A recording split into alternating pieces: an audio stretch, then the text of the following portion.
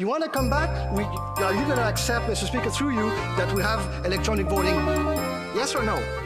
MP Genuis he just grills the government.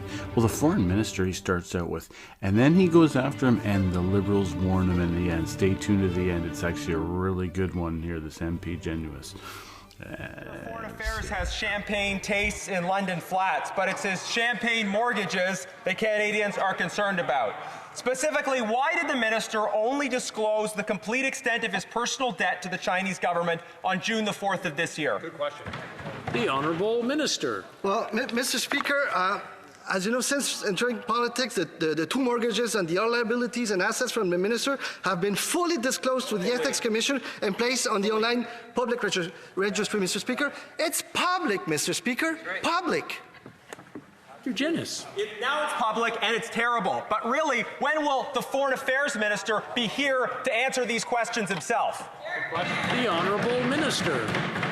Mr. Speaker, it's always been public. Now the question is, we're in the middle of a pandemic here, Mr. Speaker. We are here trying to help Canadians, and the best they can do is ask questions. Go back to Mr. Genuis. Mr. Genuis. When the minister owes over $1 million to the Chinese government, people have a right to ask him questions. When will the Minister of Foreign Affairs show up? The Honourable Minister. The minister shows up every day, Mr. Speaker. He shows up and works for Canadians, Mr. Speaker. And once again, those are public documents. Everything that the minister did is public, Mr. Speaker. I still don't know why they asked. We'll now go back to Mr. Genuis. Mr. Chair, he doesn't even have to come to the House. All he has to do is appear on the screen. Where is the minister? Why is he hiding? Why won't he answer questions about his personal debt to the Chinese government? The Honourable Minister. Let's go online. He's going to get the information. Mr. Genuis. Mr. Speaker, the minister is hiding. Let's ask some specific questions about their China policy. What is the impact on the decision-making? 3/4 of Canadians don't want Huawei involved in our 5G network. So will the minister put the interests of Canadians ahead of the interests of his creditors and say no to Huawei? The Honourable Minister.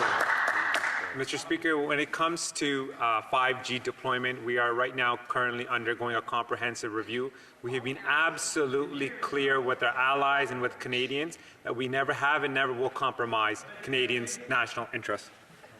Back to Mr. Genuis. Well, Mr. Speaker, that is not an answer, and it is completely out of step with what our allies have already recognized. Reports are emerging of multiple deadly viruses exported from Winnipeg's microbiology lab to the Wuhan Institute of Virology right before scientists were expelled for policy breaches. In spite of that, scientific cooperation between Canadian institutions and military-affiliated Wuhan Institute of Virology is continuing. So why hasn't the government put in place new guidelines to prevent the export of sensitive pathogens and information to China?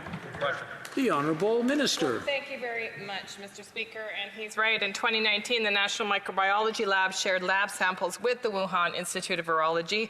The National Microbiology Lab routinely shares samples with other labs to help advance the international community's understanding of viruses and the research that is ongoing around those. This exchange will also be available on Google, and the public can draw their own conclusions. We have failures on 5G, failures when it comes to the transport of deadly viruses, and failures when it comes to giving over $400 million to the Asian Infrastructure Investment Bank. It's clear that the Bank of China's investment in Minister Champagne is paying off. It's time for the minister to settle his debt with the communist government and not settle it on the back of Canadians. When will the minister be here in the House and answer questions about this mortgage? The Honourable Minister. Colleagues should be cautious with what he's saying in the House, Mr. Speaker. This is serious stuff, so he should be careful what he says. And the minister is actually working extremely hard for all Canadians, doing his job correctly, Mr. Speaker, and we're talking about public information. Once again, let him go to Google and Google it. That's it. Now we'll go to Mr. Barrett. Mr. Barrett. Any questions about procedure or anything, we're happy to answer them. And anything about China, leave your comments down below. Do you believe that the foreign minister possibly has undue influence on him? I think there's a possibility. Have a good day.